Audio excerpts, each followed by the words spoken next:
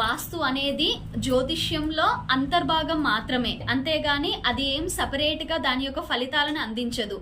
ఎలాంటి గృహము ఎలాంటి స్థలము నీకు దొరకాలి అనేది కూడా ముందు నీ జాతక చక్రంలోనే ఉంటుంది అని అర్థం. సో మన జాతక చక్రంలో జన్మ లగ్నం నుండి 12 భావాలు అనేవి గుర్తించబడతాయి. మన పూర్తి జీవితం అంతా కూడా ఈ 12 భావాల ద్వారానే మనం తెలుసుకుంటాము అనేది కొంచెం జ్యోతిష్య పరిజ్ఞానం ఉండేటువంటి వారందరూ కూడా అర్థం చేసుకోవాలి. ఈ లగ్నం నుండి 12 భావాలలో 4వ స్థానం పూర్తిగా మన యొక్క వాస్తు, మన స్థలము, మనకి దొరికే గృహాలు, వీటికి సంబంధించినవన్నీ కూడా అందులోనే దొరుకుతాయి అని అర్థం. మన జాతకంలోని ఒక చతుర్థ స్థానాన్ని కరెక్ట్ గా అనాలిసిస్ చేసుకున్నప్పుడు మనకి ఎలాంటివి దొరుకుతాయి అనేది మనకు అర్థం అవుతుంది. అంతేగాని ఈ స్థలము ఈ గృహాల వలన మన జాతకాలు మారవు.